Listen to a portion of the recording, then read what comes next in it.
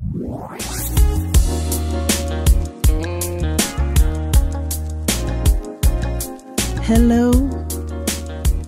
it's us.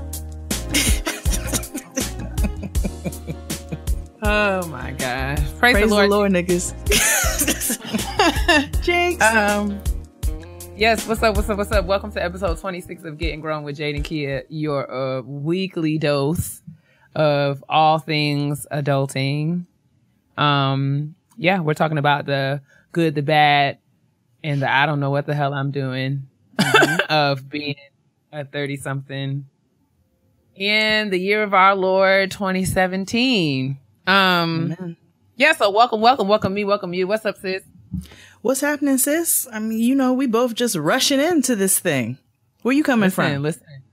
I'm coming from the wonderful, wonderful city of New Orleans, Louisiana. Hey! New Orleans don't owe me nothing. I was in NOLA this weekend celebrating my good sister's birthday. Happy birthday, Crystal Jean. Yes, ma'am. We had Love an you. amazing, outstanding time in the city of New Orleans.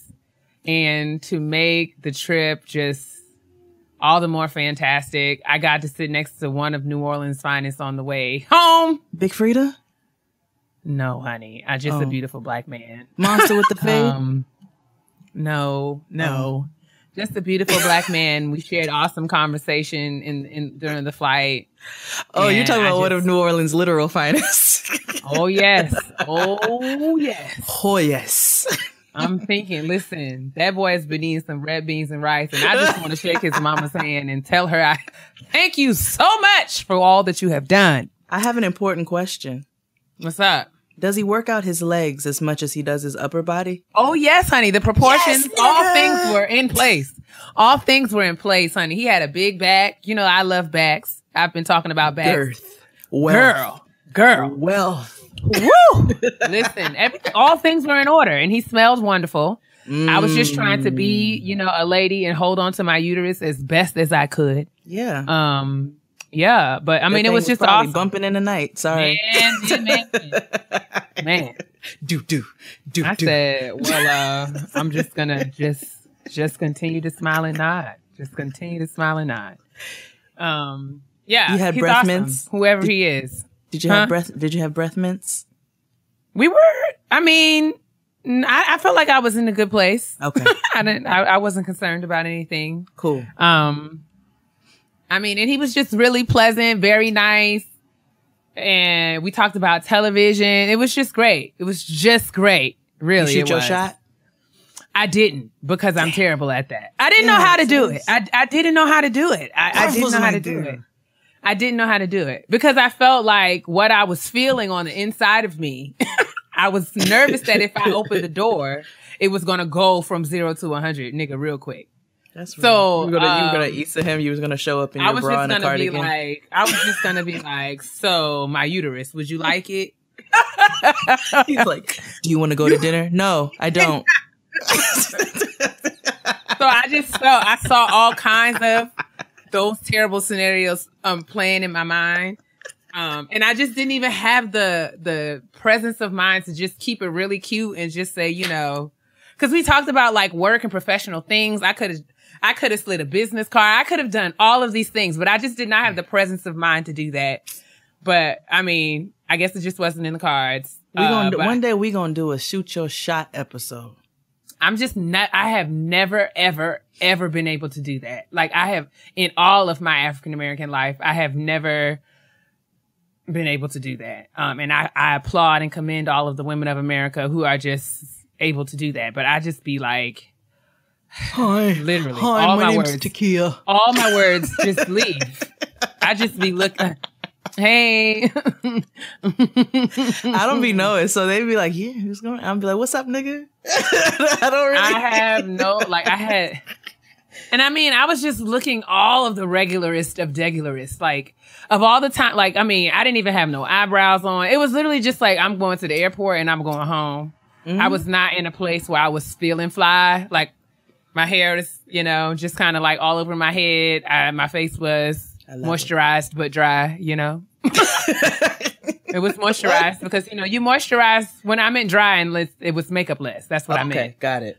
I had on just like my Different World t-shirt and some pants and my slides. Like I wasn't out here trying to, you know, bag anybody. I was literally just trying to get home. That's usually when niggas like it. But I really felt like if I would have been given a look, maybe I would have had the balls to do that. But I just was just like, girl, I get the most play. Like niggas throw me the most rhythm. I usually look like do too. The utmost of trash in the streets. Like usually, but I just didn't have, I'm saying like for me, I think I would have felt more confident in myself. Oh, got it. Okay, yes. Said something if I felt like I was, you know, giving my best Keia. That's real. But I was just worried about like so many things while I was talking to him and trying not to look like I was worrying about so many things. But the conversation was cool. Like we laughed. It was cool. You know, after we we talked like for a while until we just, you know, it was time for us to go to our connecting flights and we just kind of like literally walked in opposite directions.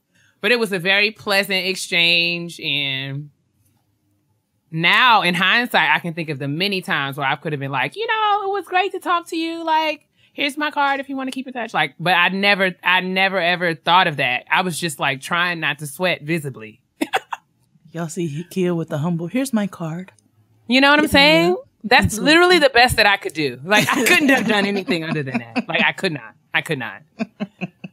But we had like really deep conversation. We talked about all kinds of stuff. And he talked to me because I saw how fine he was way before anything. And I was just like, when he came and sat next to me, I was just like, well, all right, Jesus. Yes. But, you know, I was just literally typing on my laptop until he literally just started talking. And I was like, well, let me close this. How you doing? Okay. At least you didn't have a fat lady begging for your graham crackers sitting next to you. That happened to me once. And I mean, there was a screaming child sitting behind us and we both was just like, trying to talk through it. But I mean, this is enough about me and my travels and my weekend. Shout out to everyone who I saw in New Orleans. Shout out to all my family. Shariel, Dubs, all of my new friends. Naldo. Yes, Naldo. Oh, Naldo, Chris, all of my new friends. Candace, Shamika, Elise, Jessica, Casey, all of my friends. We had an awesome time at our house in New Orleans, and I love you guys. But yes, sis. And happy birthday, Crystal. You did it up. Happy birthday, sis. But what's going on? What was going on in New York while you were being missed in New Orleans? Because I was missing y'all. My husband surprised me, took me to the Meadows Music and Arts Festival this weekend. Come on, husband. I know, right? He did it as a birthday. So we went all 3 days. So a nigga saw Jay-Z, Nas, Erica, Future, and everybody all weekend. Met listeners. You guys were all wonderful. They all passed their love on to you, sis. Well, hey guys. I got to see Nas. I had to endure seeing Onika, but she came out during Future's set.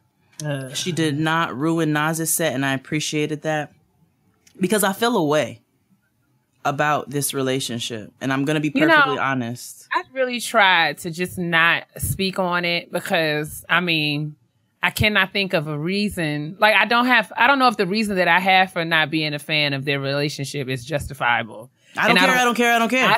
I don't ever want to be out here hating or giving the appearance of being a hater or whatever. I hope her butt leaks on his sheets. Shut up.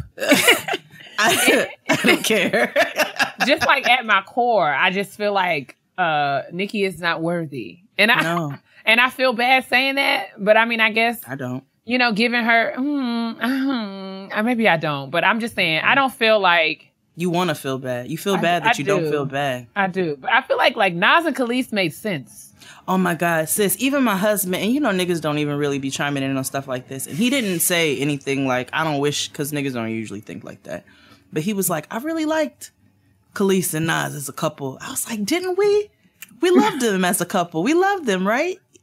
But these two, him licking her face and doing all this carrying on. I just feel like it cheapens him. It's just like when you have like a really nice article of clothing and you put on something just terribly, like some trash with it. Like, just brings you it down. You just bring the value down of whatever art, this very valuable piece that you had, and it's just wonderful, and you just you mess around and hang it up in just a terrible place. I don't know. I want to sit down with Mr. Jones, and I think the very first thing I would say to him to try to put things in perspective would be, so listen, I don't know if you've thought about this, but you are Eskimo brothers with Safari. One of the corniest niggas to appear on television. How does that make you feel? I don't care about that. I don't feel like he cares about that. I mean, I don't feel like he would care about. I don't think he's thought about that. Because who thinks about Safari? For what? Exactly. Nikki did for years. So, and y'all know how I feel about her. She owes me money, so I don't fuck with her like that. It's a long story. You can listen to Jade and XD about it. But Nicki Minaj owes me money. And for that, until she pays what she owes, I'm going to be hating. I hope a butt leaks on the sheets. I want to pop on her titties. I'm not here for the relationship. But anyway, what's wrong? I don't know. I was just saying. I saw Nas. I know that he performed at the Meadows. The Meadows Music and Arts Festival. Yes, I know performed there. I feel like he performed in DC here recently. Yes. With Lauren. Yes, indeed. And I know that he had a beautiful blue Dupioni silk set. I said, come on here with this wealth. We're going to talk about this set. This set. He just looked like an expensive Chase Lounge or something. Come on, give me. He gave me wealthy. Of loneliness. Oh gosh, don't do T-Boss like that. But anyway, and we don't talk like we used to do. Looked like an old, I don't know. He just felt like it just was wonderful. It was beautiful. He had on loafers with it. We saw a little bit of his ankles. They were so much life. It was like adult Nas. I'm grown, and you niggas will never ever be able to see me. It just gave me. And then he licked Nicki Minaj's face. Why you had to ruin it? I was celebrating. Delicious. So I guess because you have, this is a wonderful transition. Okay. You brought up this beautiful blue Dupioni silk. We love it. Love it. Suit. He just looked like a duvet cover, a wealthy duvet cover. Wealthy duvet cover. My God. With some gold trim. Oh, awesome. Some real belly-ish. So let's go into shout out to my sis. Indeed. My sis is popping right now, Shout out to my sis, coming straight out of the intro. So we mentioned this beautiful suit that Nas wore, and I happen to know one of the owners of the company who made this suit. It is a custom-made apparel company called 5001 Flavors. You can check them out at 5001flavors.com, 5001flavors.com. It's my homeboy Kels. If you follow me on Instagram and saw when I went camping and had to endure 8 miles of kayaking, one day I will tell that story. Kels was one of my homeboys who came along on the trip, and he is also one of the creators and owners of 5001 Flavors. He also has a family-owned shop in Harlem called Harlem Haberdashery. 5001 Flavors, if you look at their website, you'll see their extensive list of clients, but they've done everybody from Khaled to Nas. So definitely check out their client list. And if you are in the New York City area or in the tri-state area, period, you can check out 5001flavors.com for any special events that you have coming up, any special occasions. If you just need a dope fit for something, make sure you check them out and tell Kels that Jade and Keia sent you from Getting Grown. Yes. I'm going to have to peruse. I don't have anywhere to go, but I'll peruse. Does he only make men's clothes? Yet. No, it's men and women. And so let's see. If you go, if you go to their website at 5001flavors.com, they've done 50 Cent, they've done Alicia Keys, Aretha Franklin, they've done Bad Boy. You'll see Puffy recently in some 5001 Flavors. Boys to Men, Carmelo Anthony, Sierra, Chris Brown. It's just, I just keep thinking, every time I think of Boys to Men, I think of white and in like deserts. Terrible. Chris Paul, Chris Tucker, Jamie Foxx, Jay-Z, Kanye West. They've designed for many people. They have such an extensive list on the website, so make sure you check that out. But they are definitely dope, and if you're looking for a dope custom fit, they'll definitely be able to help you go in the direction that you're looking for. Awesome sauce. We're also going to be featuring our good sister in this week's Shout Out to My Sis. We're going to be featuring Shari L, who just started a podcast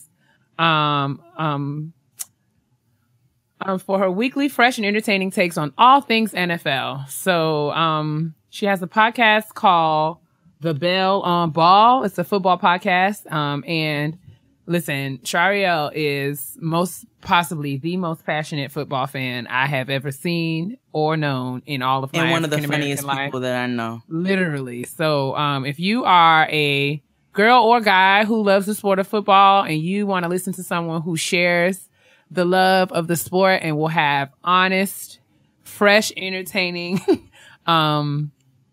opinions about all things football, you should definitely give The Belle on Ball a listen. It's available everywhere. You can find podcasts at iTunes, SoundCloud, Stitcher, etc., etc. We will link the podcast in our bio along with the information for 5001 Flavors. And y'all be sure to check out Shariel, the Jazzy Belle on The Belle on Ball. And make sure you leave a comment, tell her we said hi, and subscribe. Support her. Yes, support her. And listen, if you're not supporting the NFL right now, I completely understand. I'm not, but I also, you don't have to tell us that you're not supporting the NFL. Just, if you are, go support Shariel. If you're not, I know exactly why. And I fully 100% support Colin Kaepernick. But if you are watching football because you are like myself and it doesn't bother you to eat Chick-fil-A, then by all means, make sure you check out The Belle on Ball. Shariel is probably, like Keia says, she's the most passionate football fan that we know. She's one of the funniest people that we know. I have been friends with Shariel for going on 12 years. So I've damn near grown up with her. And she's an all-around amazing, hilarious individual. One of the smartest people I know. And she sounds like she is straight out of Atlanta because she is. Listen, and when I tell you that the Lord has gifted her hands in the way of frying chicken. Sis. Whew, my Lord. As today. a person who cooks for a living, as a chef, my friend throws down on chicken. And she shares my love and my passion of the Gucci mane. We are self-proclaimed Gucci evangelists and have been united in that for years. So check out The Belle on Ball. Please support our good sis and give her show a listen. It's time for the kitchen table talk. Gather around. Indeed. What are you eating? I'm just coming in from vacation. There's no food in my house. I don't even have any snacks. But I did just have a blood orange San Pellegrino. Isn't that the best? I just don't know why I love these things as much as I do, but this is by far because they're delicious. The most delicious beverage. Like, I just can't. But I just drank this and I just feel so much better about my life. So if you have not had the blood orange San Pellegrino, they are available at all major supermarkets. You can find them at Target. Just get you some. Trader Joe's sells them. Oh, they're just delicious. But what are you snacking on this week, sis? I ate like complete trash over the weekend. I was in New Orleans, so I might not eat for the rest of the month or until November. Fair. I just feel like, what kind? You consumed pounds of butter. It was delicious, but I just feel like any weight that I have lost this year, I have gained back within this one weekend. New Orleans and Charleston are two of my favorite cities on the entire planet to eat in. So they have the best food. I don't blame you for going in. I'm and definitely that was part of the reason I was jealous. Yeah. I mean, it was amazing. I'm glad that I did it. I don't have any regrets. I just know that I'll probably be doing another smoothie cleanse probably starting on Monday until like Thanksgiving. Because I might join you. Because I need to do something because I'm living foul right now. Like literally. I might join you. I think that maybe we will do that together. But I got to do something because I feel like Big Swole McSwole right now. Big Swole McSwoley Swole. That's me. Like you talk like this. Anyway, so this week we're gonna talk about harassment. Street harassment. I told a story. Yeah, we're gonna talk about street harassment. There's several levels, and we'll discuss those. But street harassment, namely, I had an experience last week, which I'll go into in a little bit. But it kind of brought that on because it's something that we deal with on a daily basis. And to the point where it's kind of been normalized for us because we're dealing with it so often, but it's not normal and it's not okay. And I know there have been campaigns and there have been rants by multiple people about street harassment, but we thought it was something that we should definitely talk about because it's something that we're all dealing with. So much so that we put out a question on Twitter, how many of you all have dealt with harassment?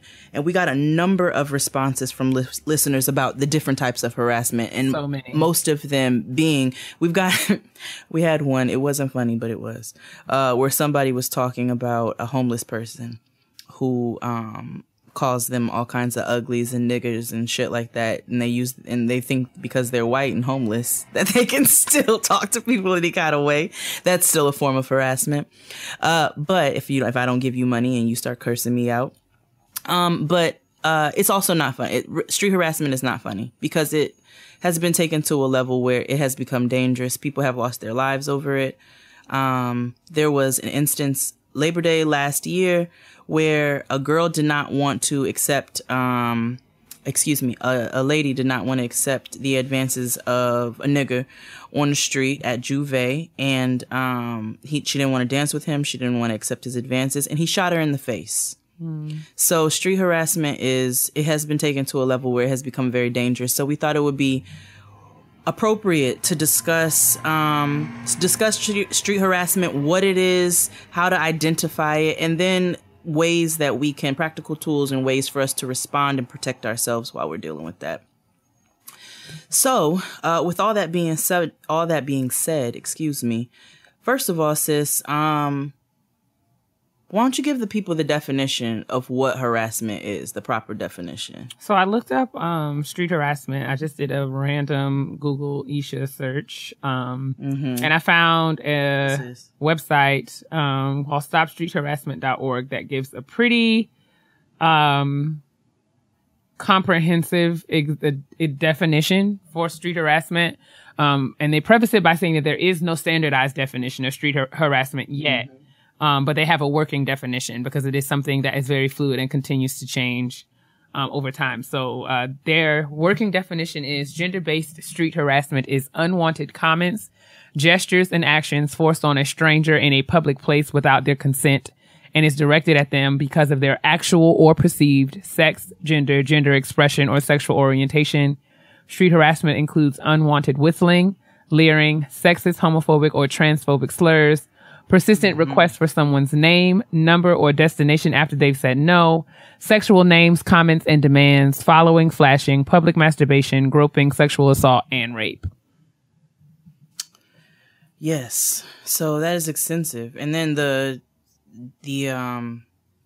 definition in the dictionary of harassment in general, aggressive pressure or intimidation, persecution, intimidation, pressure, force, coercion, hassle.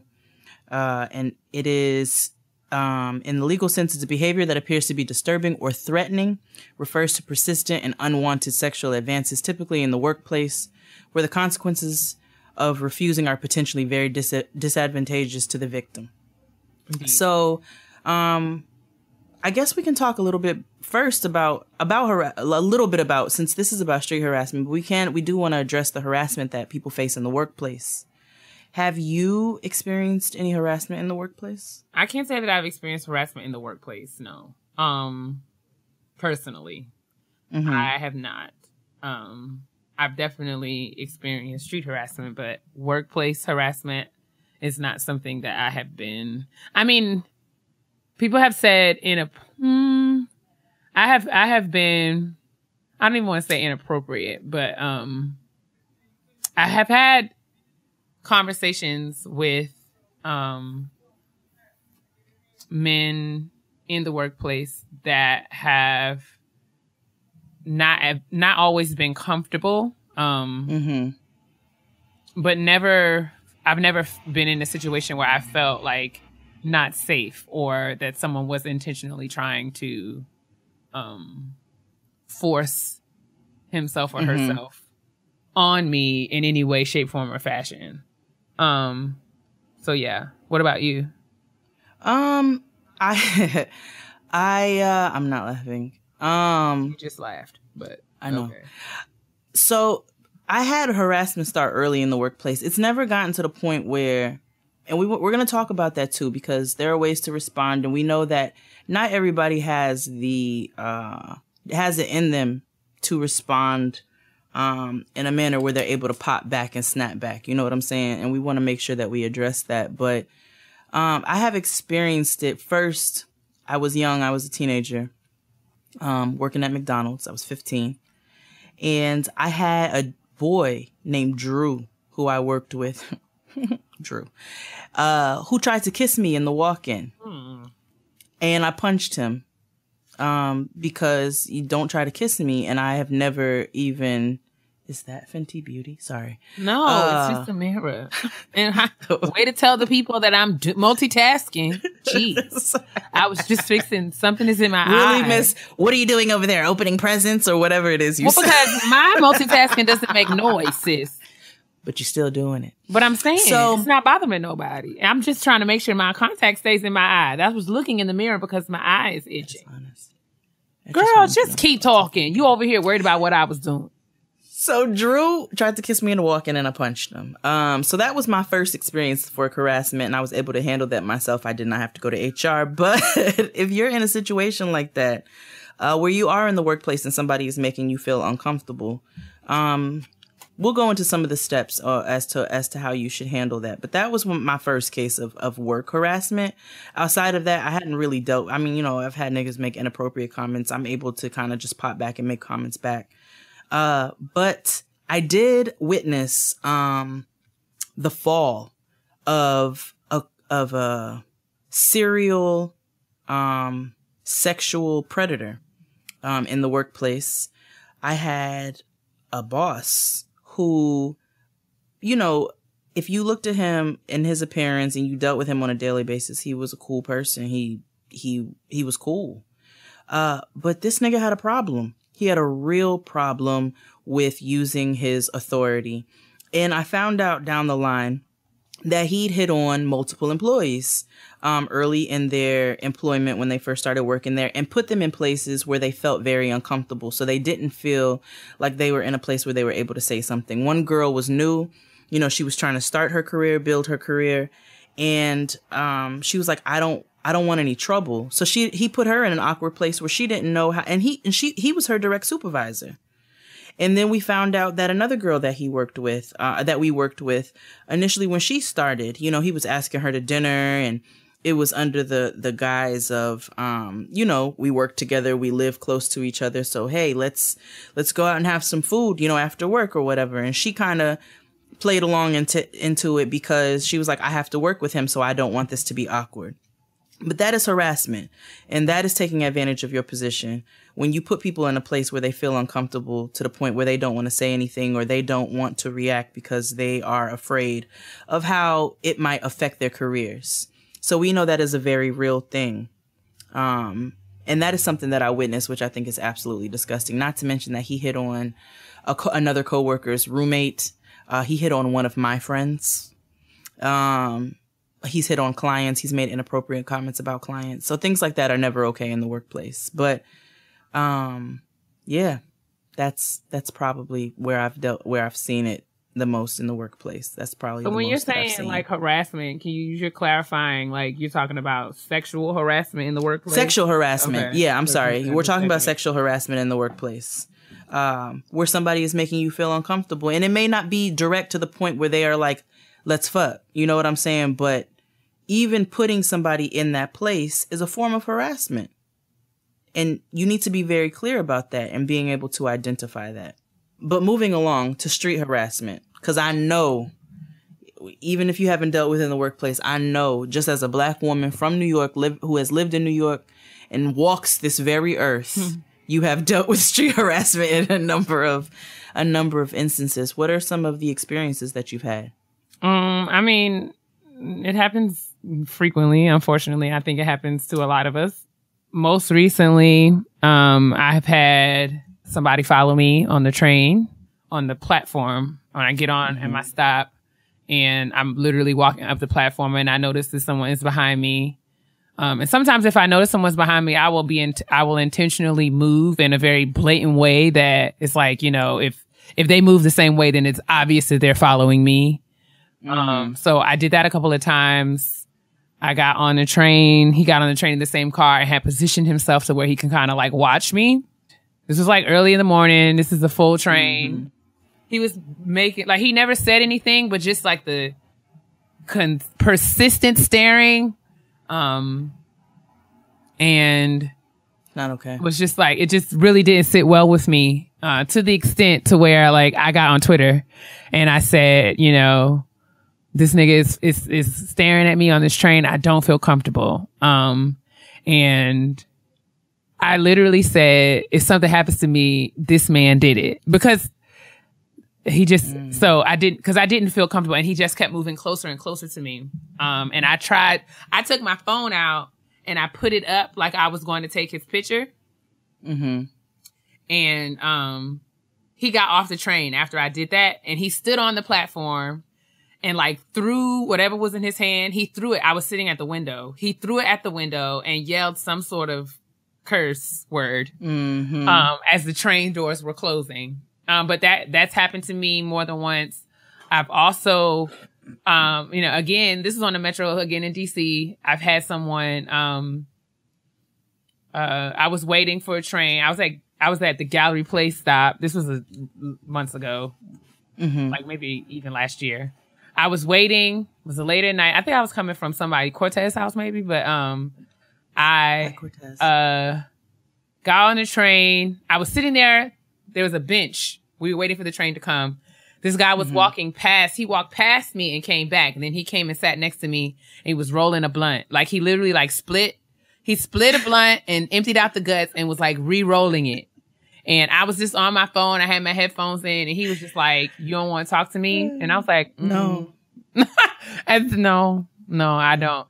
And he's like, "I think you should talk to me. What's your number? Blah, blah, blah." And I made it pretty clear that I didn't want to talk to him. I wasn't like, you know, rude about it at first, but it was just kind of like, "No, I'm good. No, thank you." Blah, blah, blah.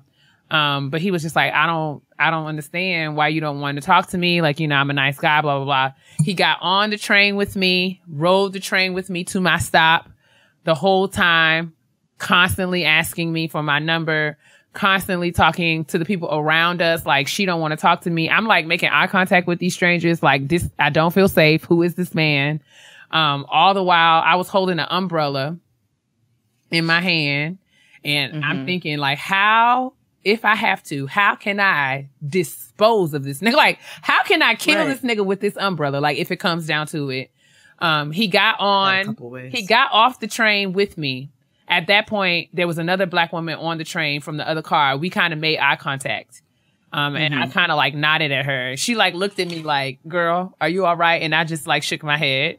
So when we got off the train at the same stop, I stopped. Because I didn't want it to be a situation where I'm walking to my house and this nigga is walking with me to my house. Right. So I literally stopped on the platform, and I'm just like, I'm just like looking straight ahead, like at nothing. And the lady who I made eye contact with, she's at the escalator, and she stopped. Like, and she said, she just stopped, and she just nodded her head like, "I'm going to stand here."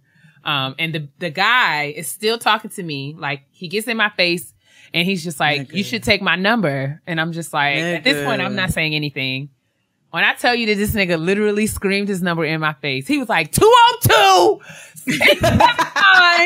And I was just like looking at him like, like, I'm not laughing. He literally screamed at me, and then he walked away in the other direction. I turned around. The lady was like, You know, she nodded at me. I got to her. She was just like, I'll make sure that you get out of the metro station. I waited. We waited a little while though, because I didn't want him to be like lurking somewhere and like follow me. But right. That's kind of stuff that has happened to me in the past. Aside from just, you know, I mean, and those are kind of like the biggest or the most memorable ones. But, you know, day to day, people will ask you for your number or try to get your attention. And if you don't respond in the way that they want you to, then they will call you all kinds of bitches and hoes. I've had people touch my body. I've had people touch themselves while looking at my body. Like, it's just, it's a lot of things. Yes, it is something that I have dealt with. And the older I get, I find that I'm much more conscious of it. Because I don't feel like, I mean, I don't want to say I don't want to say that it wasn't happening to me when I was younger. I just felt like I wasn't as aware of it when I was younger. But now, especially in light of, you know, the number of Black women, Black children who come up missing on a day-to-day basis, I try to be, I'm a lot more cognizant of what my surroundings are and where I am, and the fact that a lot of times I am navigating the streets by myself. So yeah, I guess that's those are my experiences. Did you have some that you wanted to share? Yeah, the whole reason I even thought about this in the first place is because last week, and I told the story on Twitter, I'll tell it again for those who are not on social media.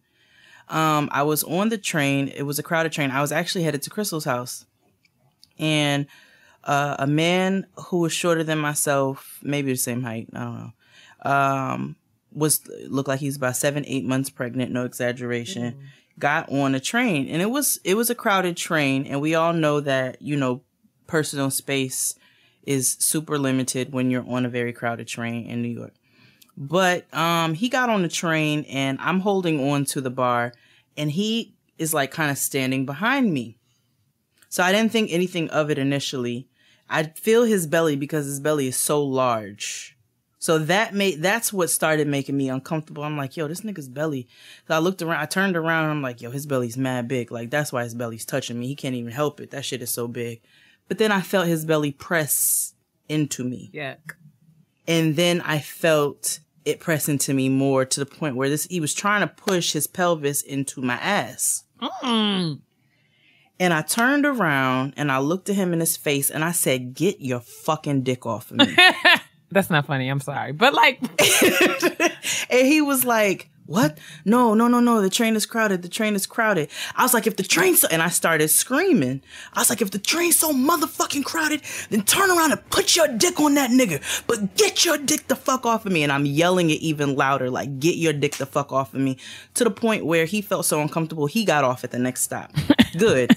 You get off at the next stop. Because I feel like me personally, and I'm not suggesting this to anybody, because again, Keia and I say we are not professionals. I make sure that I scream from the mountaintops. You know what I'm saying? You touch me, I want to match your crazy. So if you're crazy enough to get into a public space and put your hands on me, or put your dick on me, put your pelvis on me, do something that is completely not normal, I'm going to be sure to let you know that I'm probably just as crazy as you, if not more. I've had several notable instances. There was a nigga who came up to me in a parking lot at a mall that was known for frequent shootings, women getting shot, people getting robbed in the parking lot. And a nigga came up, he was trying to holler, he kept trying to holler, and I told him no thank you. And he came up and he grabbed my arm, and I pepper sprayed him. That was the first time that I had to actively pepper spray somebody. Somebody else come up on me, I'd tell them I'd gut them like a fish. That's when I carried a knife around with me. And then even while I was pregnant, I dealt with countless street harassment of niggas who would tell me things like, I wish I was the one who put that baby in you. And I mean, just disgusting. I remember screaming at a nigga on Broadway. I was like, I got another nigga's nut inside of me. What the fuck is wrong with you? Like, so I don't understand where these mentalities come from. Clearly, these are people who are not normal, but this is something that we deal with so often. So that has been some of my personal experiences with street harassment and some of the things that I've dealt with. And I mean, this show is no way endorsing or encouraging you all to go out into the streets screaming at the top of your lungs like Jade. Not at all. Please. Not at all, wisdom. actually. And I'm telling you my personal experience. Use your wisdom. Please do not go out here and do things that are outside of your personality or what you're inclined to do naturally. Things that are true to yourself and your identity. Right. So I'm a little bit off. Like I'm a little thrown off. No, but that's just, I mean, the point I'm trying to make is that there are ways that we should seek to we should just be conscious and think about ways that we would respond. Absolutely. In instances where, these kinds of things happen, because it's not uncommon. And I think a lot of times what's so jarring is that, that feeling of like, oh my God, I don't really know what to do in order to, stop this from happening. But we just wanted to start the conversation again, not to give you any kind of exhaustive list or, tried and true steps of things that you absolutely should do, but just give you food for thought and to think about, okay, this is happening to me or this has happened to me. And I don't want to, I want to respond in a way that is, proactive, effective, a way that is empowering, and a way that most importantly keeps me safe as possible. As safe as possible. So yeah. Absolutely. I guess that's a good segue to some of the ways and tools that you can respond, or ways that practical ways tools that you can, arm yourself with, so that you can respond accordingly in the event that something like this happens to you, in the street. So, you want to start? I also want to start by saying too, again, those are personal experiences. I've told you this is the way in which I respond, but I do understand people being hesitant because of all of the danger that also is associated with you saying the wrong thing to the wrong nigga. Cause it happens so frequently. We talked about the young lady last year, Juve. We know that there are a number of trans women who deal with harassment and death. They're being killed at alarming rates for being who they are, and that's never okay. And then women in general, we're expected to take these comments and just kind of, take them on our shoulder, on our chin, and then keep it pushing. So again, we wanted to discuss some of the practical tools to protect yourself and ways to respond when you're dealing with street harassment or you see somebody else dealing with street harassment. So the first one is, first of all, to practice awareness. Keia spoke about the nigger. I'm not calling him a gentleman. Mm-hmm. The nigger on the train who got on the train and followed her all the way to her stop.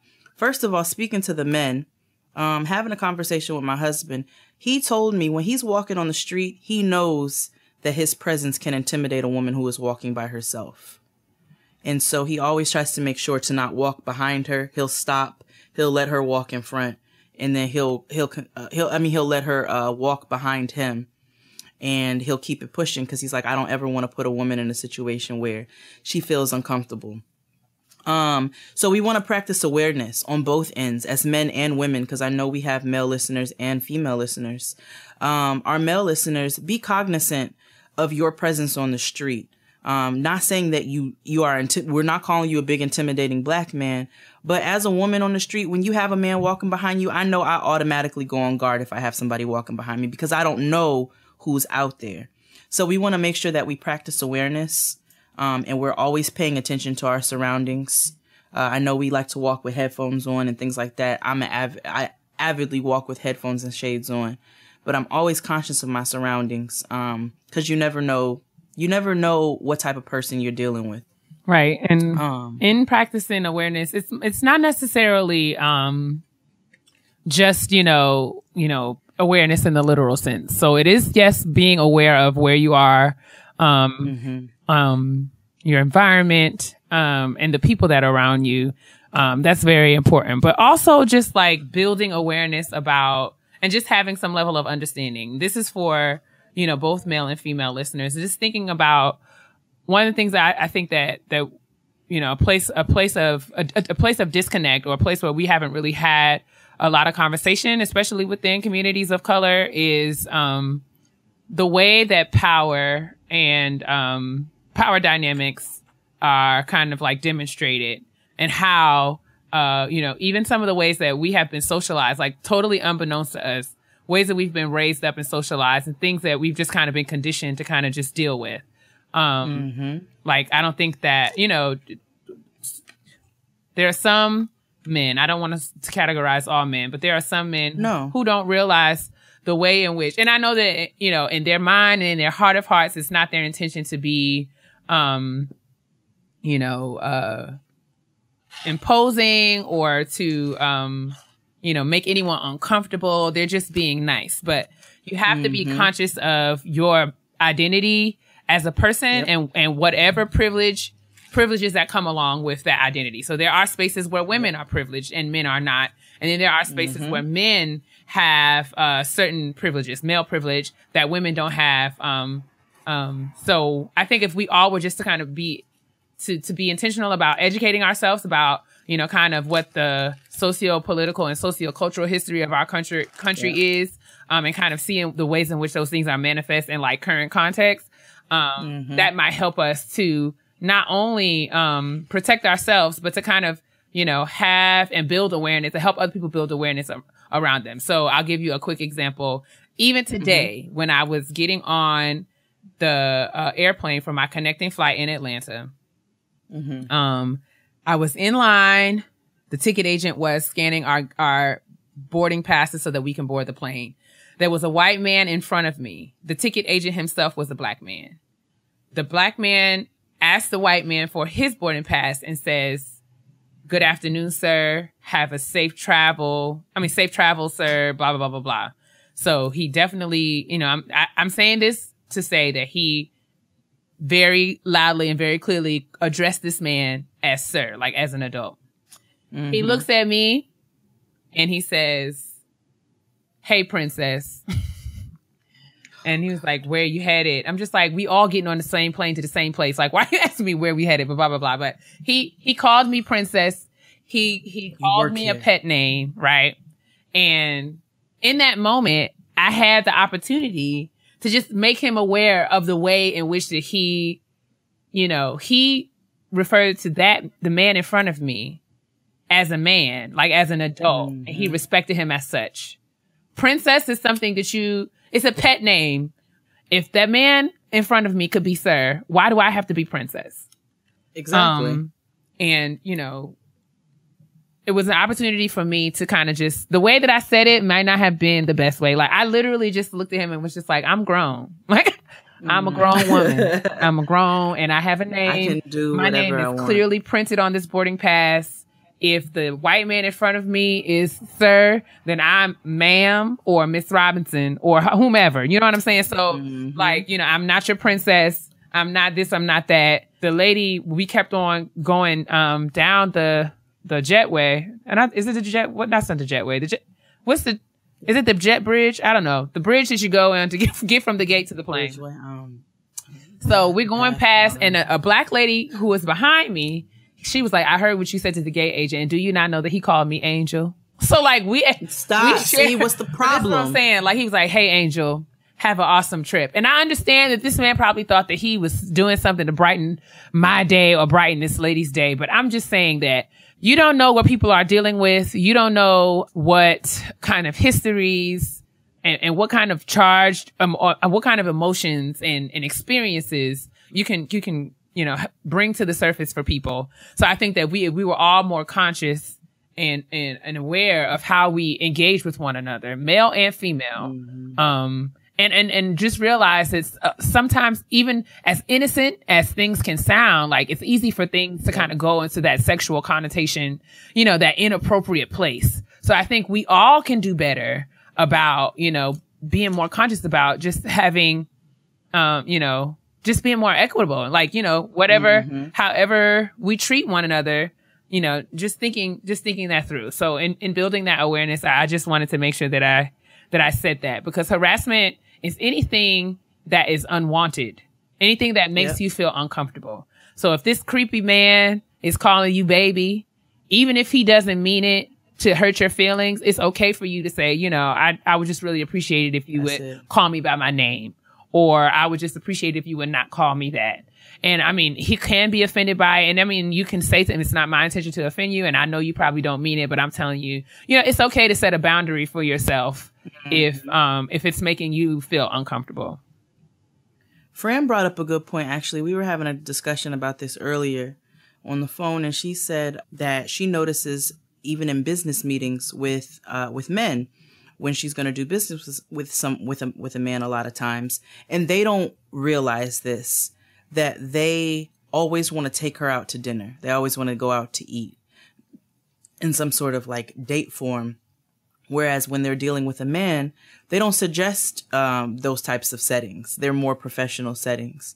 So that awareness, practicing that awareness is key on both parts. And like Keia said, it's always okay for you to, it is always okay for you to identify that you don't like what is being said to you and to address it as such. It doesn't have to be in an aggressive fashion. There have been many times on the street where, and it's bound to happen, I have a large derriere. It is bound oh, yes, to you do. happen. Okay, Pot. So, you know, it's bound to happen on a daily basis. I had a man tell me the other day, "Ooh, you bringing the sunshine with that dress." That's not a compliment. Like, that doesn't make me feel good. I think it's like the objectification of, like, I didn't even, like, that's what I'm saying. Like, being older gives you a lot more perspective about things, because stuff people would say to you as a child, you just would be like, oh my God, that's so crazy, but you wouldn't think anything of it. But like, it, at least for me, I didn't. But now that I'm older and I notice it, I'm not only more apt to call people out when they do it to me, but I'm more apt to call people out when they do it to people who are around me. And the objectification is just like, it's really problematic. Like it is. Even in dating situations. And I have had to do this, you know, when you have to set boundaries, and it's okay to do it. You meet someone, y'all exchange numbers, and you know, you're texting, you're talking on the phone, and you'll say, you know, y'all been doing that for 2 to 3 days. Day 4 happens, and some level, I don't know, they've reached some arbitrary mile marker for like, okay, we're now comfortable with one another. And then all of a sudden, all of the sexual innuendo, all of the you know, kind of inappropriate things kind of happen. And I've let that stuff slide, like, you know, when I was in my 20s and my teens, whatever. But now I just be so prepared to shut that down, because I think that and I can only speak for myself. Like, I know that, you know, sexting is a thing, and I'm down, you know, if you're in a relationship with somebody and that's what y'all do and that's y'all business, then that's y'all business. But I'm saying, when you first get to know somebody, and they always going to test the waters, because niggas will try you. They will try you every time, just to see how far you're going to let them go. But I mean, if you're talking, I mean, especially if you're doing a dating apps thing, y'all engaging on the apps for a couple of days, and all of a sudden it's like, you know how people try to do the slight things where they try to say things and you be like, is that, or, you know, just trying to see where your head is at. It's okay. You know what I'm saying? Don't make people allow you, and don't allow people to make you feel bad if you don't feel comfortable talking about sex. You know what I'm saying? Like, you don't have to speak about that with someone who you just met or who you don't know. I will tell someone, we've only spoke on the phone. Like, we've been on 1 or 2 dates. You don't have the range. Like, you have not, like, we are not in a place where it's okay for you to be asking me about positions and we're not there yet. Like, that kind of stuff is not for everybody. Now, if you're in a different place in your life and you're comfortable with that, then I'm not saying that that's not what you know, I'm not judging that. I'm saying that if it is something that doesn't work for you, because I can speak from a place of experience where, you know, you meet someone and you don't know anything about him. You don't know his last name, but he's asking you, what's your favorite position? Or do you like your neck sucked? Or all this stuff. Like, it's okay for you to be like, nah, like, it's not, we're not there yet. Or the number one no unsolicited dick pictures. No. Niggas. No. Dear friends. No. If nobody asked for a picture of your member, don't send it. Don't send it by train. Don't send it by plane. Don't send it by car. Don't send it far. Don't send it by DM. Listen. Don't send it on Instagram. Don't send it by text. Don't send it on Twitter. By Facebook message. Messenger. Don't send it by Snapchat. WhatsApp. Don't send it. Listen, I mean, and listen, maybe it's a new generation. Okay, so the younger girls are out here doing different things. But as for me in my house, if I would, as for me in my house, you know what I'm saying? Like you said, I know how to use my words. I know how question marks work. I know how to make a request. If there's something that I want, I will ask you for it. But don't ever assume that this is something that I want to know. Like I had asked recently, I was talking to a guy and I asked him what he was doing. Just kind of random. Like, you know, just like, what you doing? Like, you know how you talk, what you doing? This nigga said jacking off. Nah.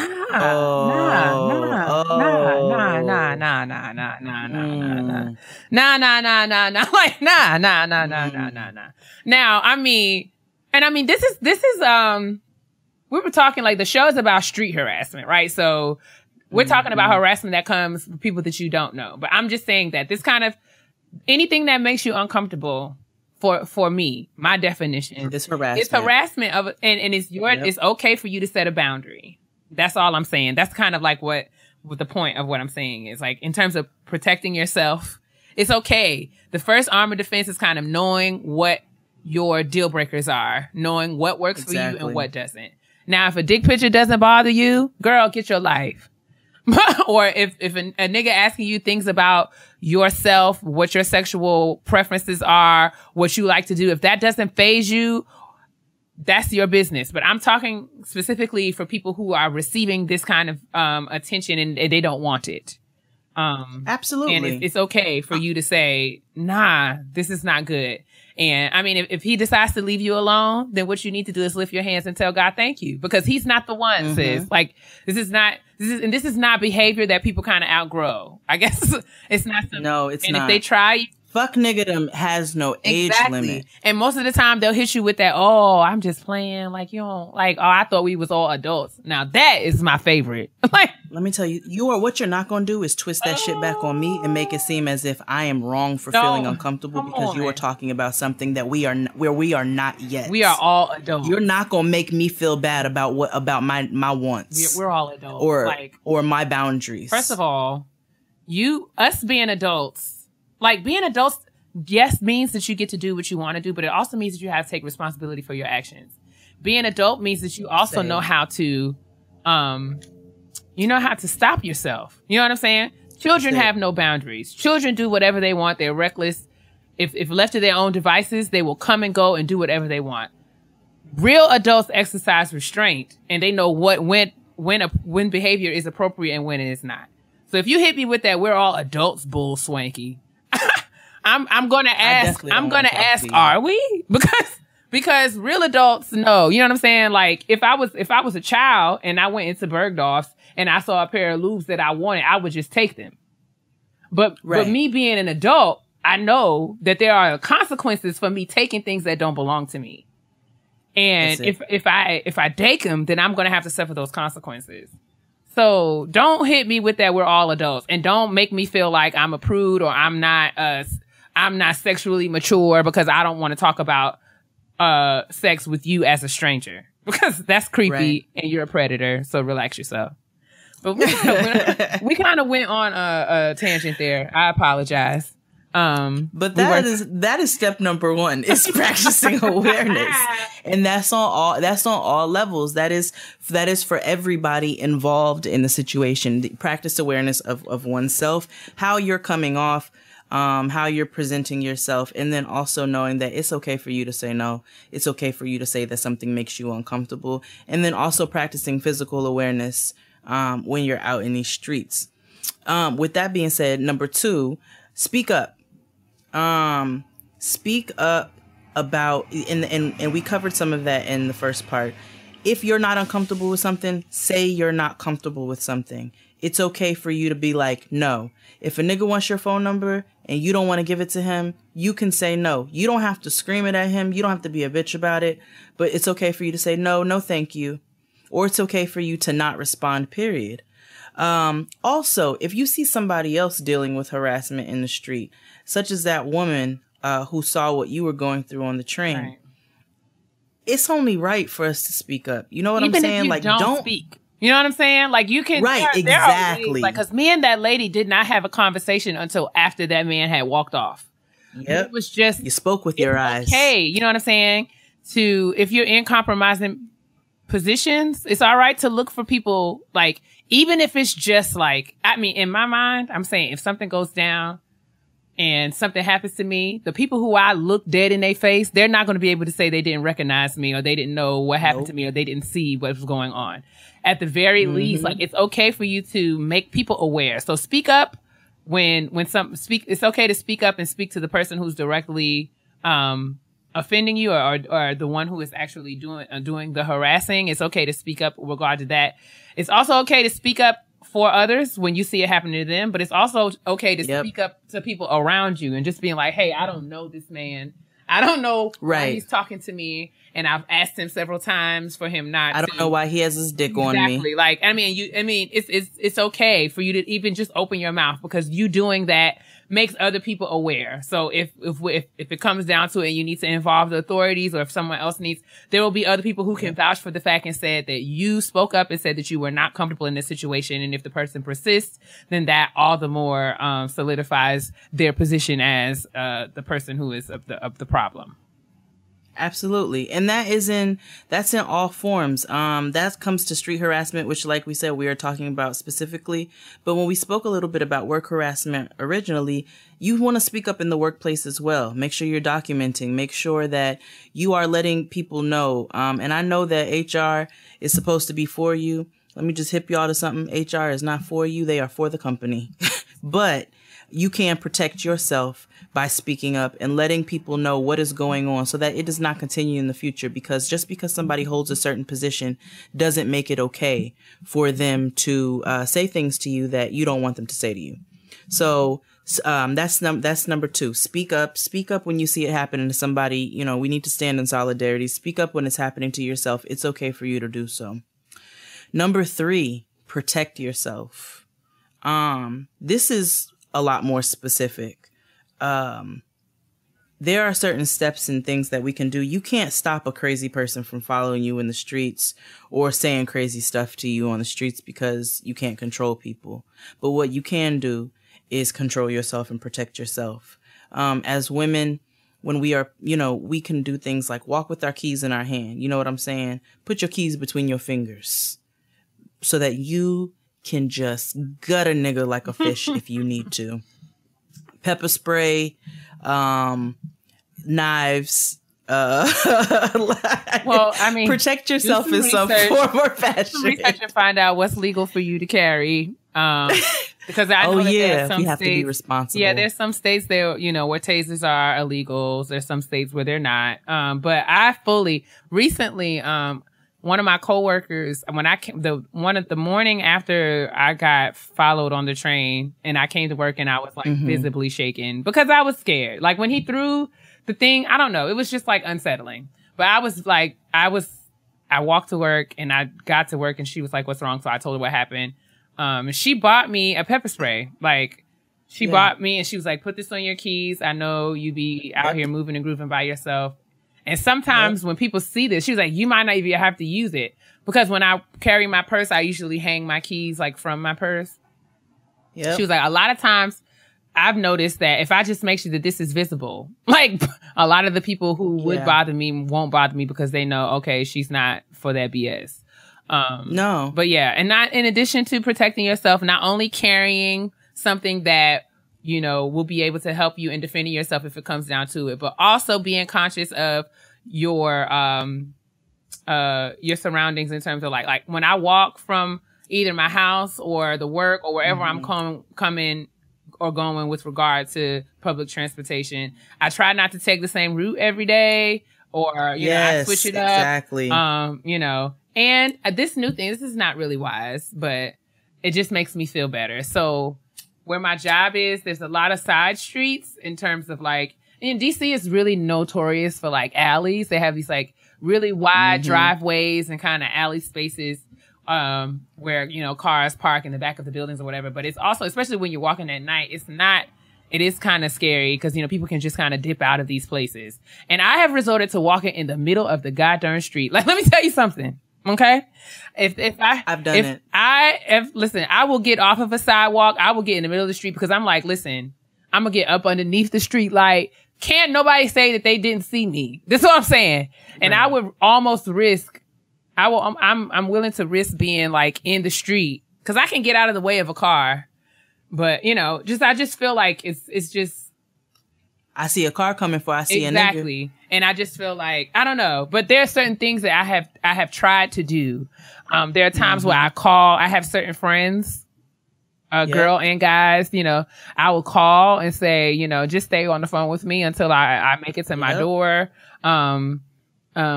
Those kinds of things. And I mean, yeah. And I have offered, I mean, in instances where I have not been the person driving, but I have a friend, where I have not been the person on public transportation, but I have friends, I have offered to, you know, if we're leaving places and I know someone didn't drive, but, you know, is taking the metro back or whatever, I've offered to get them an Uber. I mean, you know, and people have offered to do, you know, everybody knows my car is resting in heaven now. I've had friends that don't even live in this state. Dustin, all kinds of people will have texted me and been like, listen, if you out somewhere, you need to get home, call me. I will call you an Uber. Like those kinds of things. We need to be better about like just looking out for one another. Like, because it's time out for all this other stuff. People, my friends I know, Keisha, have gotten up and taken me home. Just kind of like, we just need to be better about, you know, protecting ourselves and protecting each other.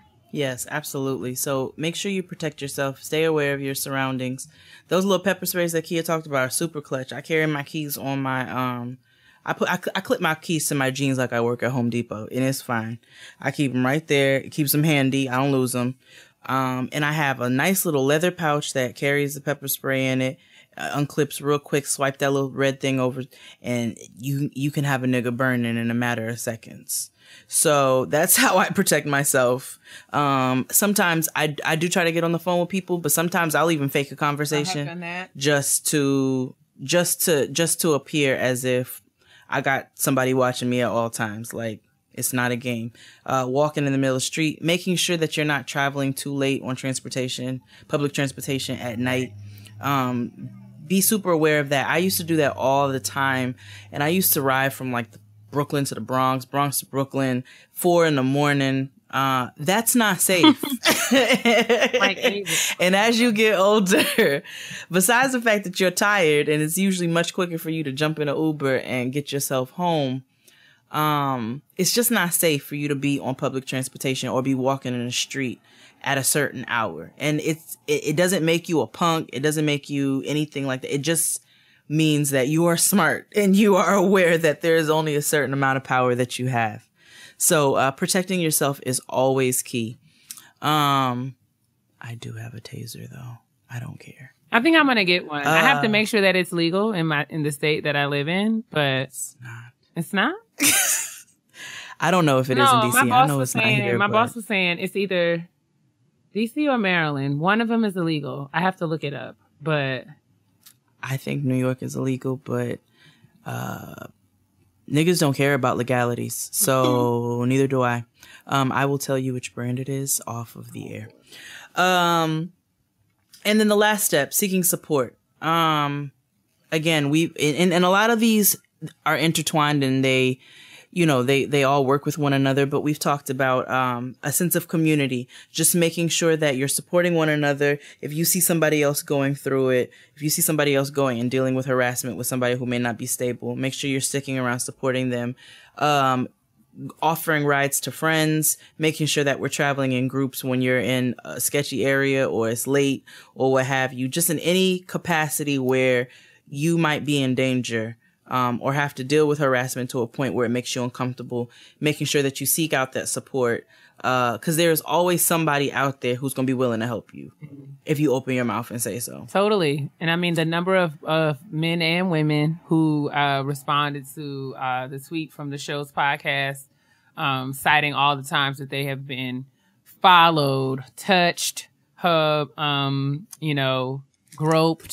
all kinds of levels, different levels of different harassment from individual strangers and people that they've known.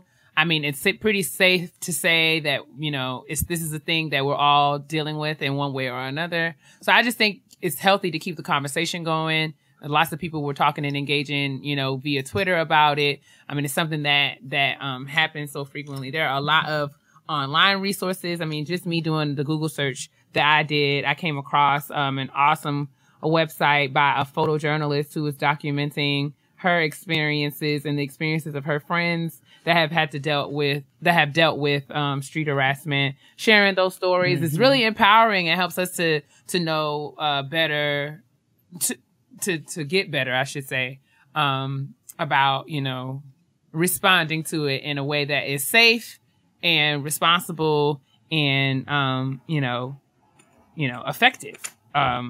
Yep. So I will share those resources in the description box for the show. But yeah, I mean, all in all, street harassment is a thing. Harassment is a thing. It's something that we should be thinking about and just being more proactive in the ways in which we manage it. Yeah, and again, we also want to be inclusive in speaking to. We know, like we said, we know we deal with it as women. I'm sure there are men who deal with harassment in different forms. Our trans women who are dealing with it, and then and trans men just even with our and trans men who are dealing with trans men who are definitely dealing with it. I mean, I think we're just saying that this is a thing, and unfortunately, given what's going on in our nation right now, on many different levels, it doesn't seem like it's going to be a thing where that's going to go away anytime soon. So it'll probably be in all of our best interest to just kind of be thinking about it in productive ways. You gotta stay woke. Absolutely. So we just wanted to open up that conversation. We know harassment can come in light forms, in ways we know we dealt with it since teenage, like you said, since we were teenagers, and you don't even half the time you didn't even realize like it was a form of harassment, but it's something that we need to be aware of now with all of the dangers that come along with it, and how so many people are dealing with harassment in the home, harassment in the street, and it's leading to deadly consequences. And so therefore we just wanted to open up that conversation so that we're aware of our surroundings and that we're all trying to keep ourselves as safe as possible. True tea. So we can move right on along to honestly, truly. All right, it's time for the honesty box. We have a letter from a listener, and I will read it now. First off, I want to say how much I love the both of you and your podcast. I listen every week. You have already helped me and enlightened me so much. This is the first time I'm writing to a podcast, so I really hope you see my email. We did, girl. So here we go. We did. The problem. When I first started college, I met a guy and we instantly hit it off. When I met him, I was 18 and he was 21. So I was very young and naive. We started dating right away, and it was so much fun at first since we had the same values, interests, and hobbies. Then the infidelity started. But since I was young, I constantly forgave him since he promised to change and be a better boyfriend. At times it would be wonderful and we would both be happy, but then he would cheat and I would take him back. I never fully understood why he would do that, but I loved him or thought I loved him, so I took him back every time. After 5 years of the on-again, off-again relationship, I had had enough, ended the relationship permanently, and moved out of the city to pursue a master's degree. Since he had been such a big part of my life, I never cut off all communication. We stayed in touch a little with quick check-ins to ask about each other's family, work, etc. After 2 years, he moved to my city for work. He told me he moved for work and with hopes of getting back together. The last few weeks we have been hanging out and it has been amazing. I have noticed that he is definitely more caring, considerate, and thoughtful than ever before. However, small things trigger me into remembering the past. For instance, his phone is always locked and tucked away, and unnecessary flirty comments to females. I'm not jealous, but it does remind me of how untrustworthy he was in the past. Then I get in my feelings and become distant from him. I don't know if this is something I should push past and try to overcome, or if this is a situation I should just leave in the past. I do care about him, but something always holds me back. I don't know if I'm just holding on to the past too hard or if I'm justified in my feelings. I have told him my feelings and he says he will try to be better, but after a week he does something similar to push back our progress. Is this something that is salvageable, or do you think that there is too much damage and hurt to lead to a successful relationship? Any advice you can give would be more than appreciated. Thank you so much, Leo. Okay. Well, Leo girl, I'm going to let Jade take the first crack at this, and then I will jump in with my 2 cents. All right. So, you guys were really young when you started off. I'm looking 18 and 21. And obviously that's a huge developmental state, that you're in, that goes on for years and years and years. So it doesn't surprise me, as problematic as they may sound, that he cheated all over the place, because he was young. He's exploring what's going on out there. And that's such a young time to be tied to one person. I do think that it is possible for people to change. I definitely do. But I also think that when a person truly loves you and they respect you and they acknowledge the fact that they've hurt you in the past, their behavior represents that. And if there has been infidelity in the past, then he needs to understand that he has to go above and beyond to prove himself to you that he's worthy of being with you as well. You know what I'm saying? The way that you are showing him respect and showing him that you're worthy of being with him. And so if he is doing things to trigger you, that's not loving. You know what I'm saying? And that is alarming. And that is a flag that needs to go up, to let you know, maybe this is not something that I need to pursue. You can't have a healthy and successful relationship if you are constantly having those feelings. And if he's doing things to trigger those feelings, then that's not good. And so I'm not saying that I can't personally say that you guys don't have a future. But I do think that some hard discussions need to be had, some very pointed conversations about what your triggers are and what you will and will not tolerate. And we say that so often, but it's so key. You have to set your boundaries and let him know what you're going to tolerate. And if he's going to try to come back into your life, then there's certain behaviors and patterns that he needs to change. If he's going to try to be your nigga. So what about you, sis? What do you think? Well, I mean, I have to be honest. I think that, the tone of this letter, and I could be wrong, but I mean, just being honest in my initial reactions to it, the tone of this letter lets me know that Leo is not, like, I feel like she knows the answer to this question. I think that, yeah, it is very challenging to build a relationship with someone that you don't trust. Like, I don't, and I think that you have not gotten to a place where you have forgiven him from the previous infidelity, because it's something that is still, like, you know, it's still a thing for you. Right.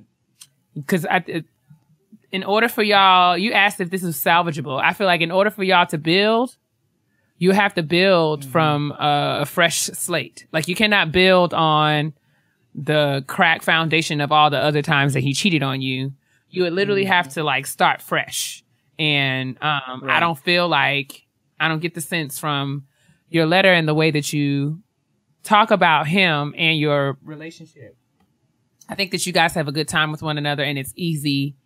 Because chemistry is something that, you know, it's one of those things. You know what I'm saying? Like, you can still have chemistry with someone who you don't like. You can still have chemistry with someone who has treated you poorly. Because that kind of connection or human attraction or that, like, magnetism between one person or another is just, you know, not always contingent upon, like, circumstances. So the fact that you guys still have great a great time when you hang out. And the fact that you guys can still spend time with one another and be comfortable with one another, that's always going to be a thing because you have, you know, history. Right. But I'm just saying that relationships require more than just that kind of like, comfort. Thank you.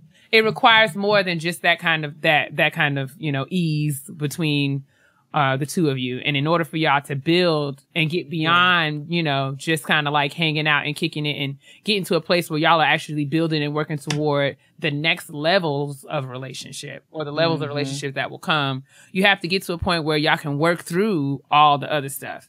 And it doesn't seem like you guys are ready to do that. You said that you've spoken up to him about the things that, you know, that bother you. And he said that he's going to try. But I still don't get a sense that from your letter that you feel like his trying is good enough. And it may just be a matter of like, it's not enough time for you.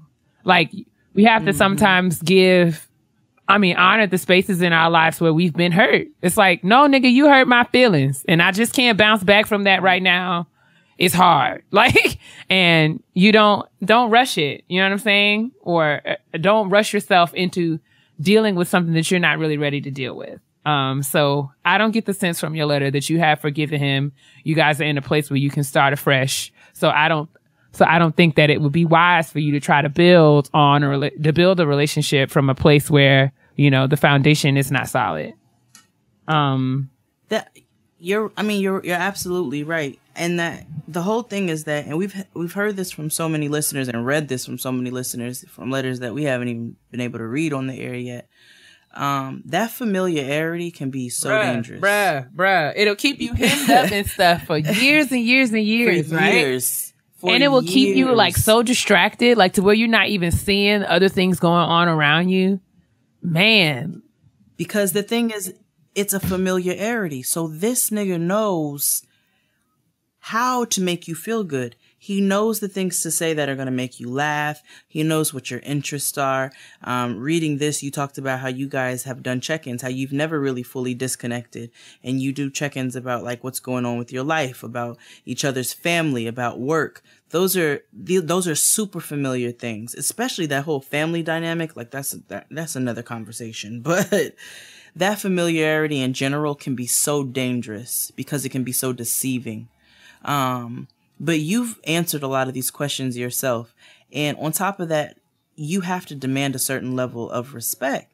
And he's not giving you that. So you've stated what you want. You've stated what you need.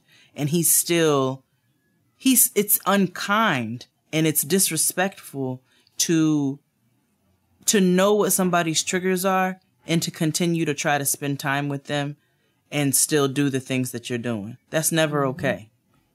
So if he's continuing to do those things and he's not meeting the standards that you've set, it's time for you to really start reevaluating the whole situation.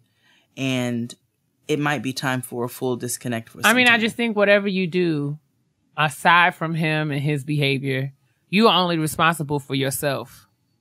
You need to take some time to figure out what that is. Like, you know, think about what you want, and think about how you can get there. And if he fits in with that in some kind of way, then that's, you know, you go from there. But I think that you should focus on yourself, focus on your own healing, focus on getting to a place of peace about relationships. I mean, because if you don't heal from this relationship, even if this relationship is not salvageable with him, if you don't heal from the hurt that, you know what I'm saying? If you don't heal from this hurt, from this relationship, if you meet a whole nother person, you still going to be dealing with this hurt. So I think, and I'm speaking from experience. That's experience. So that's experience. Like legit. So I think that your first order of business is to really just kind of come to terms with what's happened to you and, you know, think about and try to find perspective that will help you to see your situation through the lens of like, okay, so how can I, going forward, position myself to get what I want? And, you know, irrespective of his behavior, all of that.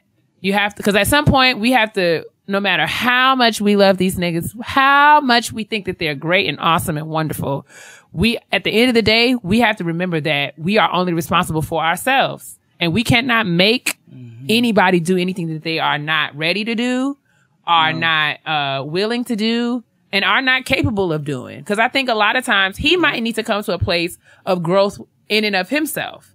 So it might be that maybe you guys do need to take some time apart to kind of get yourselves together.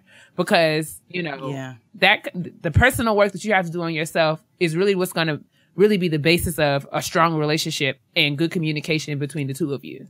So I'm getting from this letter that you haven't done that because you still have a lot of questions of yourself. So you need to get to a place where you can kind of answer some of these things on your own, because Keia, I don't even know you, beloved, but there's no way that I can, from the outside looking in, tell you what to do or whether this relationship is salvageable. But I think that that's work that you're going to have to figure out on your own. And that kind of comes with coming to terms with, okay, this is what I want. This is what I need.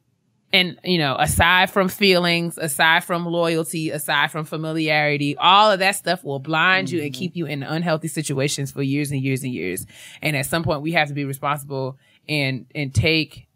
And has kept you for years. And take action on our own behalf. Like, stop waiting for people to save you and do things for you that you should be doing for yourself.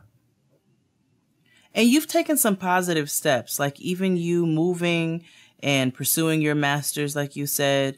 That's good. You focused on yourself, but you haven't focused on yourself in this area.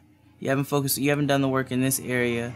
Where, you've recognized these are my triggers, and you've recognized this is what I don't want to tolerate.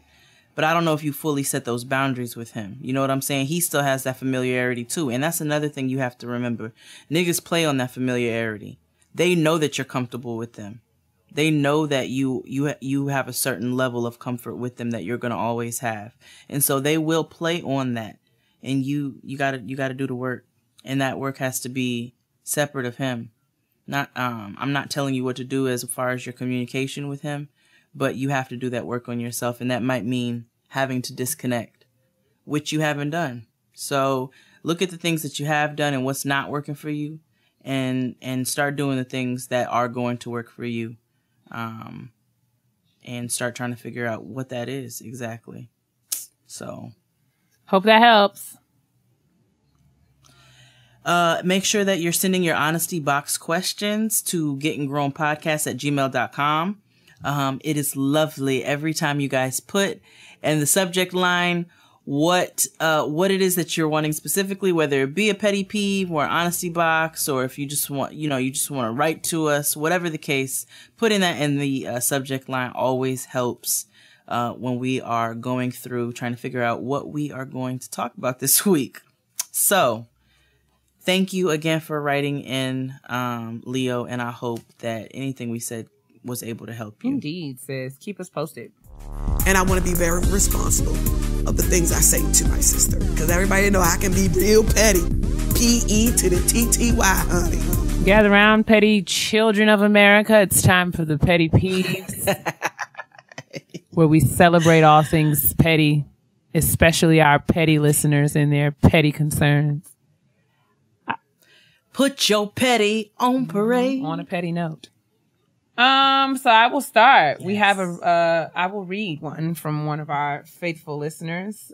His name is Alex. Alex says, "Hey, Getting Grown Pod. This has been heavy on my spirit for quite some time. I know it's petty, but one thing that gets on my nerves is people who steal jokes and pass them off as their own. As if why did I know you were going to pick as if this? No one will clock it. If you borrow someone's joke or catchphrase, please at least cite your sources, honey. Just say, in the words of, or I heard this joke from such and such. Give credit where credit is due. Otherwise, I'll just think you're foolish and unoriginal. And for your sake, don't let me clock it on a date." Hugs and kisses, Alex. I just felt like that was so appropriate and so fitting. Because we have a lot of plagiarism happening all over the place. And I just think that it's important to cite your references. As an academic, plagiarism is is a deplorable offense. It's like literally like, what? Like, you have no credibility if you do not cite your sources. And I think that there's nothing wrong. You know what I'm saying? Like, there's nothing wrong with paying homage. I say all the time, I heard so-and-so say this, or so-and-so said that, or I read this online. I just try my best. I just try my best to make sure that everyone receives the credit for what they do. Now especially when they tell it funny. You know what I'm saying? Because we don't have lots of things of our very own, but you know, when we have original jokes, or if we say things and people laugh, I think everyone is entitled to get credit for the things that they say. And we've all been victim of this. I know that I have. I know that Jade has. I know that many of our friends have. That's why it's just so near and dear to my little heart. But thank you, Alex, for this. I really appreciate it. I saw that I really email appreciate it. and I just I just got to read this because this is just right on the money. And I don't think it's petty, because I think, and listen, y'all have seen me. I have done a parenthetical citation in my tweet. Like, I will do it. I will give the year. I will say XD said this in 2015. Cortez said this in 2012. LaToya said this in 2009. Like, listen, y'all don't have to do it like me, but it's just fine. I just think it's good for us to say where you heard things from. Just give people their flowers. I can't do it like you because my memory is terrible. That is correct. However, I do try to give credit where credit is due. I remember when such and such said this to me. I remember when such and such said this. This was funny when blah, blah, blah. I made this meme. You know what I'm saying? Give niggas their credit. Be original. Be yourself. Be yourself. But it's okay if you find a catchphrase that's funny or whatever. It's cool. But just, even if you don't know where you got it from, I have said, just acknowledge that it's not yours.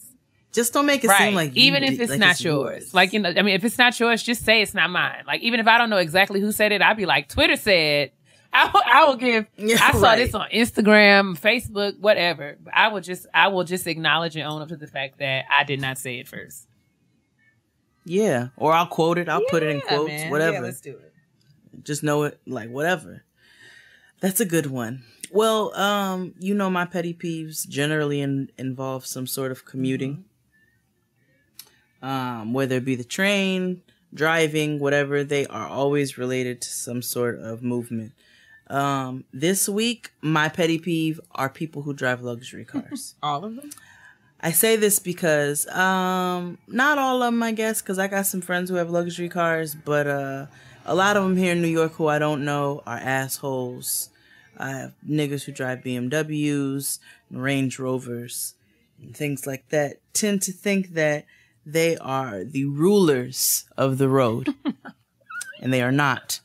This morning, I had an Italian man. That's how my grandfather says it. Italian.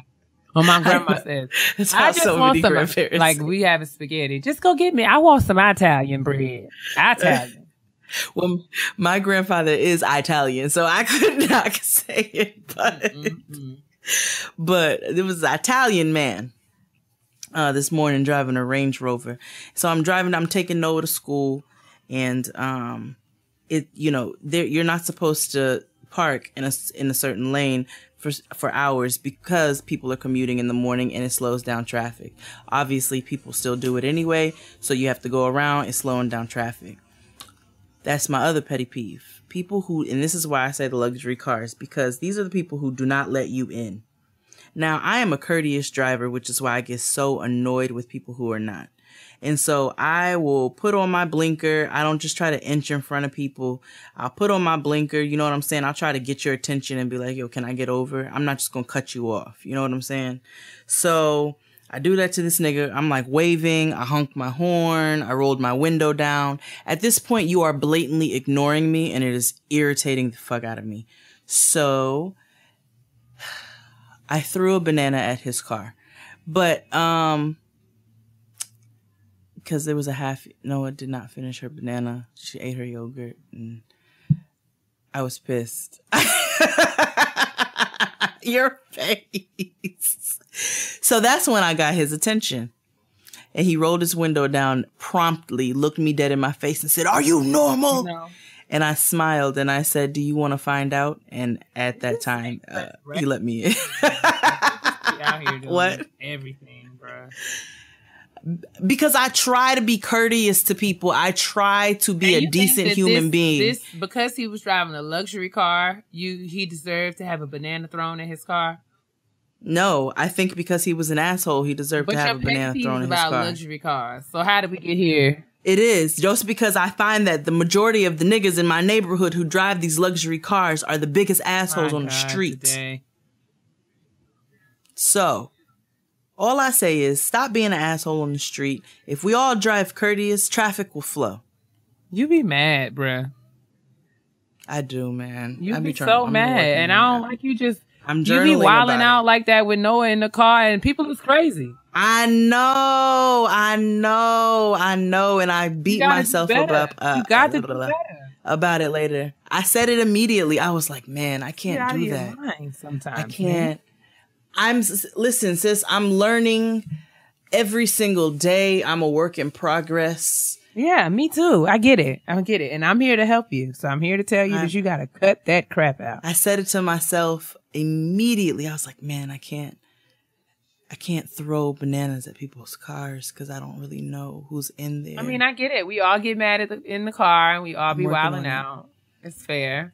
And yes, I think it's fair to say that sometimes people who have luxury cars take privileges that they that other people don't. I think the same can be said for people who drive bigger cars. Oh, absolutely. Because people will try to bogart just because you got this Yukon don't mean that I got to do what? Like right. You still got to ask me. You don't just get to cut me off because your car is bigger than mine. Like I get it. No, you don't. But I'm just saying, and you don't get to cut me off because your car is more expensive than mine. Exactly, which I think is the point. But I just want you to know that it's not okay for you to be out here wilding with my niece in the car. You are absolutely right, and I take full responsibility. I will say I did stop riding around with my Ziploc of old batteries. I did stop that so many moons ago. So I'm working on it. I'm not going to throw any more bananas in anybody's car. Don't throw nothing. I know, but definitely no batteries and no bananas. Batteries? You're going to get a case. I used to roll around with that gallon Ziploc bag and them old batteries. Anyway. Ladies and gentlemen, we want to thank you for your patience as we kind of hammered through this week's episode of Getting Grown with Jade and Keia. I don't know what we're going to call it, but hopefully you guys enjoyed the show. Thank you for bearing with me. I've been traveling all weekend and now I have to go to work. Jade's been working all weekend. Now she has to go to work. But we're out here and we're trying to keep our energy up. For those of you who noticed, last week's energy was down again. We had all kinds of technical difficulties last week and recorded the show 3 times. So you have to bear with us. We're trying. Thank you guys for listening and rocking with us. Thanks to everyone in New Orleans and Atlanta. Anybody who I saw on my way back to Maryland who shouted me out and embarrassed me to the high heavens. Thank you for listening to the show. Thank you for supporting. And listen, the love is real. It just takes me a little bit to get used to it because, I ain't nobody. But yes, I love you guys so much. Oh, speaking of Atlanta. Oh, yes. Here we go. Speaking of Atlanta, For the Culture Catering is doing a pop-up in Atlanta. I believe we're doing it October 1st, but we will have all of the information posted. I know a lot of you have already written in saying, how can I purchase tickets? So that link will be up very soon, within the next 48 hours. We just had to work out a couple of details as we are not from Atlanta. So make sure that you stay tuned very, very soon. I guess within the next 24 hours now, if it's not up already, for a link on how you can purchase tickets. Space is super limited. There are only 30 tickets available, but we are doing a pop-up in Atlanta, and I'd love for you guys to be there. You're so famous going on the road. I'm not famous, nigga. I'm just trying to work and make money. I'm just trying to build my brand so that my baby don't have to worry about how she gonna pay rent. It's important. In 2047. Got to secure the bag. Right. That's it. Secure the bag. All right, yo. So I go get the bag, purchase the tickets. And also moisturize, drink your water, and mind your business because... You're black will absolutely crack if it's dry. Bye. Bye.